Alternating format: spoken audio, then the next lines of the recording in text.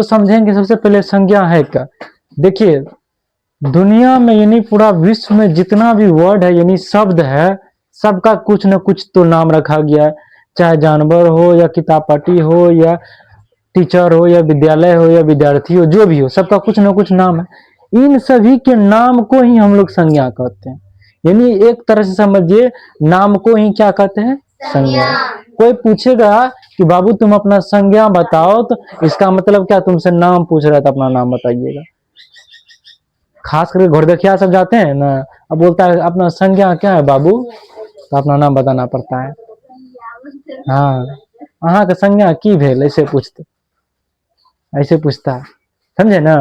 तो संज्ञा जो है, सब नामे को क्या कहते हैं, संज्ञा कहते हैं। चाहे वस्तु का नाम हो या व्यक्ति का नाम हो या जानवर का नाम हो, जो चीज का नाम। चलिए अभी बारीकी से पढ़ेंगे डिटेल में, कोई भी विद्यार्थी हल्ला नहीं करेंगे। चलिए देखिए, संज्ञा है क्या, किसी व्यक्ति, वस्तु, स्थान या भाव के किसको, नाम को ही क्या कहते हैं। चाहे व्यक्ति रहे या वस्तु रहे या स्थान या भाव, इन सभी के नाम को क्या कहते हैं, संज्ञा।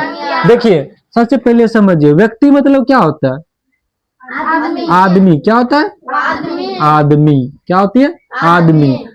अब देखिए, वस्तु मतलब क्या होता है, सामान। क्या होता है, सामान।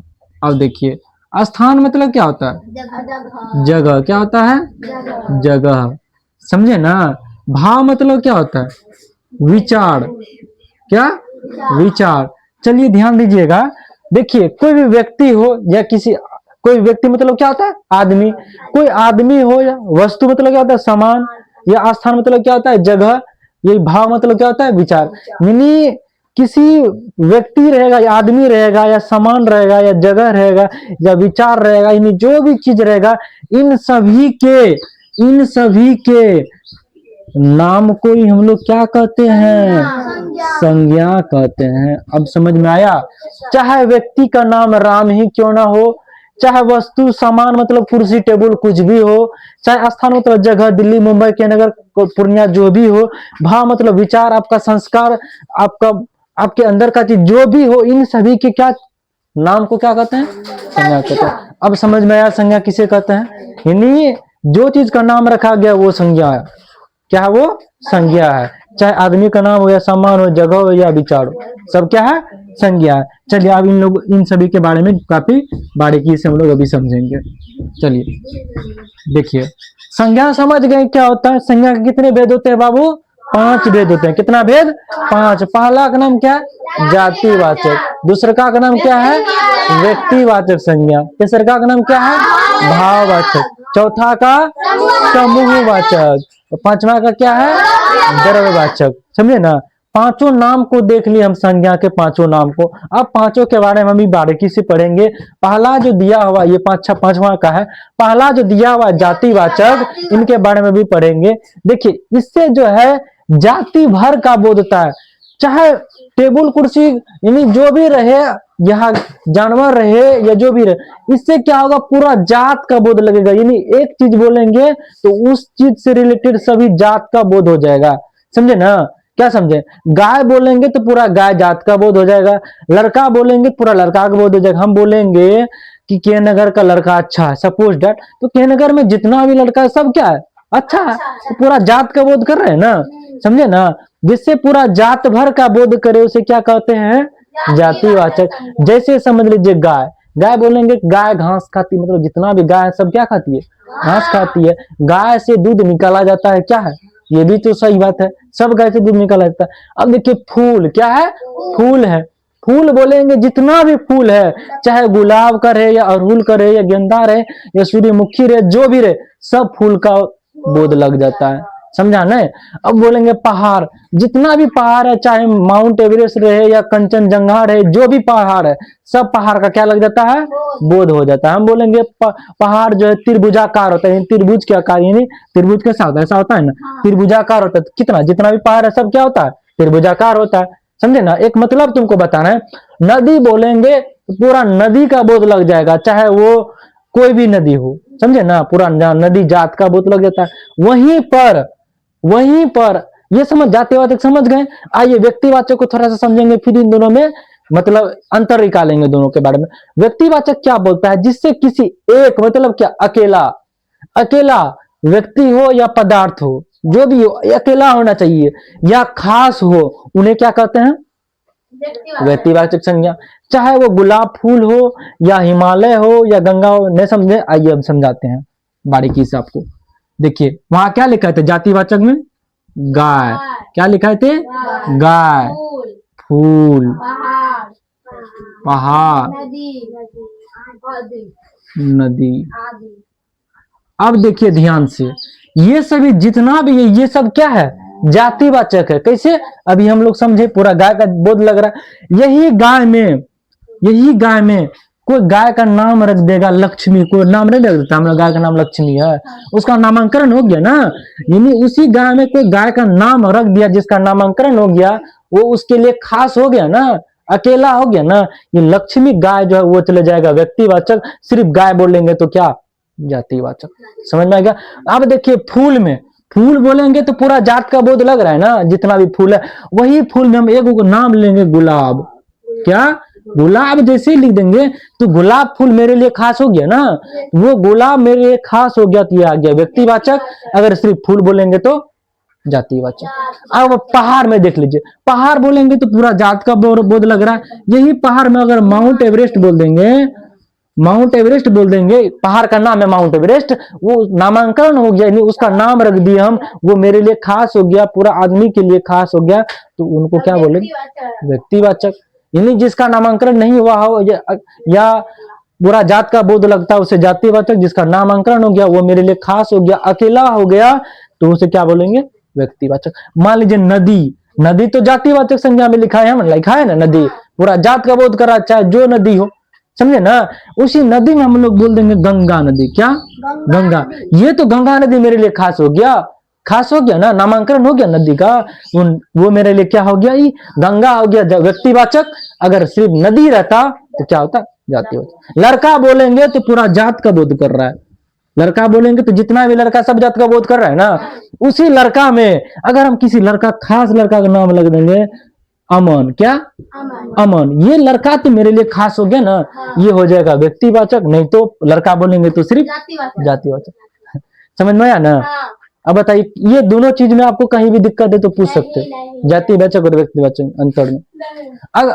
अब ये सब बताने के बाद आपसे भी क्वेश्चन पूछा जाएगा, फिर आप लोग का टेस्ट लिया जाएगा, फिर देखेंगे कितना समझ में आया और कितना नहीं आया। ये दोनों समझ में आया सभी को, किसी को डाउट?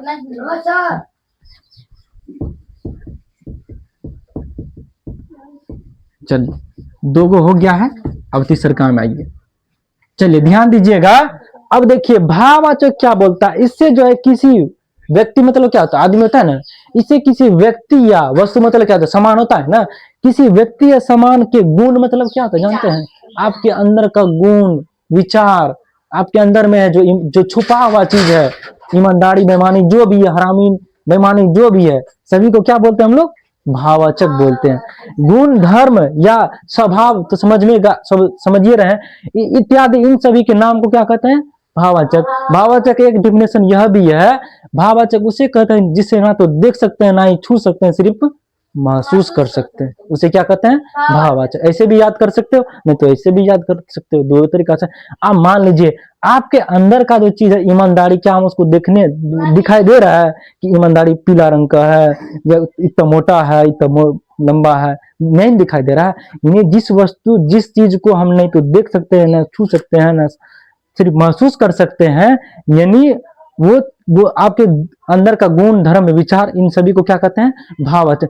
जैसे मान लीजिए ईमानदारी, ईमानदारी को तो नहीं देख सकते हैं। उसके बाद बुढ़ापा, अब बोले सर जी बुढ़ापा तो देख सकते हैं, लेकिन बुढ़ापा जो देख सकते हैं उसको ये थोड़ी ना बता सकते हैं बुढ़ापा मोटा है, लंबा है, चौड़ा है। कोई देखा है बुढ़ापा को?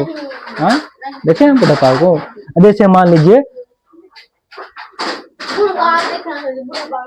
अच्छा देखिए आपके जैसे हो गया, इसमें हवा भी आ जाएगा।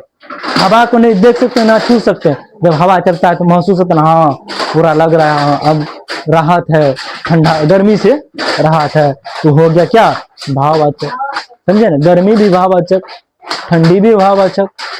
समझ में आ गया ना। और जितना भी है उटपटांग सब शब्द प्यार मोहब्बत सब है भाववाचक। नहीं तो आप उसको देख सकते हैं ना छू सकते हैं, सिर्फ हाँ महसूस कर सकते हैं हाँ ये हो रहा है हम लोग जीवन में जिंदगी में, समझे ना। भाववाचक समझ में आया सबको? भाववाचक में किसी को दिक्कत नहीं ना। चलिए आइए समूहवाचक में। समूहवाचक क्या बोलता है, ये क्या बोलता है, इससे जो है समूह अथवा समुदाय का बोध, यानी जिससे पूरा ग्रुप का बोध होगा, यानी समूह का बोध होगा, उसे समुदाय समूहवाचक कहते हैं। जैसे जैसे समझिए थोड़ा सा, वर्ग, वर्ग मतलब क्या होता है, वर्ग मतलब क्या होता है, क्लास। क्या होता है, क्लास। क्या क्लास में एक ही विद्यार्थी पढ़ते हैं? नहीं ना, बहुत सारे विद्यार्थी पढ़ते हैं ना। जिसमें एक से ज्यादा का बोध हो उन्हें क्या कहते हैं, एक से ज्यादा और ग्रुप का बोध यानी समूह का बोध कर रहा है, उन्हें क्या कहते हैं, क्या कहते हैं, क्या कहते हैं, समूहवाचक। क्या कहते हैं, समूहवाचक। जैसे सेना, क्या, सेना, सेना को इंग्लिश में क्या बोलते हैं, आर्मी। क्या बोलते हैं, आर्मी। आर्मी कभी भी अकेला नहीं चलता। बॉर्डरों को देखिएगा तो साला 10-15 आदमी रहेगा। क्या रहेगा, 10-15 को तो कम नहीं बोलते, 500 600 800 1000 ऐसे ऊपर ही रहता। तो जिससे एक से ज्यादा का बोध कर रहा है उन्हें क्या कहेंगे, क्या कहेंगे, समूहवाचक। जैसे सभा, सभा मतलब समझते हैं, कोई चीज का सभा पंचायती जैसे बुलाया जाता है, उसमें एक आदमी तो रहता नहीं है। नए किताब पढ़ रख दीजिए। अलग अलग तरह के अनेक आदमी रहते हैं, जिससे ग्रुप होता है, मीटिंग होती है, उन्हें क्या कहते हैं, समूहवाचक कहते हैं। जैसे मान लीजिए गुच्छा हो, चाहे चाबी का गुच्छा हो या चाहे चाबी का गुच्छा हो या अंगूर का गुच्छा हो, किसी का गुच्छा हो तो उन्हें क्या कहते हैं, समूहवाचक। क्या कहते हैं, समूहवाचक। हाँ ठीक, तो क्या हो गया, जे बना समूहवाचक। क्या कहते हैं इसको, समूहवाचक। क्या कहते हैं, समूहवाचक। आइए एक लास्ट बचा हुआ। अच्छा समूहवाचक में किसी को दिक्कत, किसी के मन में सवाल खटक रहा हो, खटक रहा है ना, अच्छा बताएंगे, एक सेकंड में जाइए। आइए द्रव्यवाचक में। द्रव्य मतलब जानते हैं क्या होता है? सामान को ही द्रव्य बोलते हैं, सामान को, जिसको इंग्लिश में मेटेरियल बोलते हैं।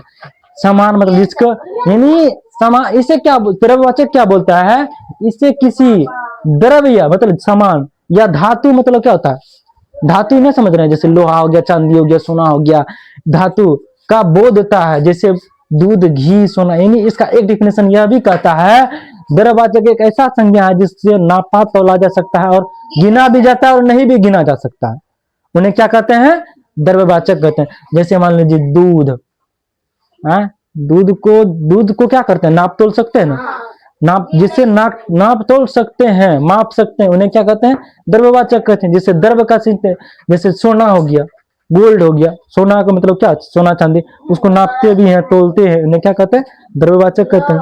समझे ना, क्या हुआ, हाँ गिन भी सकते हैं और नहीं भी गिन सकते हैं, कोई दिक्कत नहीं। अरे एक मतलब तुमको इसको तो नहीं गिन सकते, सिर्फ नाप तोल सकते हैं, समझे में आ गया ना। जैसे हो गया पानी हो गया, घी हो गया, ये सब चीज नापने तोलने वाला चीज है, यानी सामान है जिसको नाप तोल सकते हैं, उन्हें क्या कहते हैं,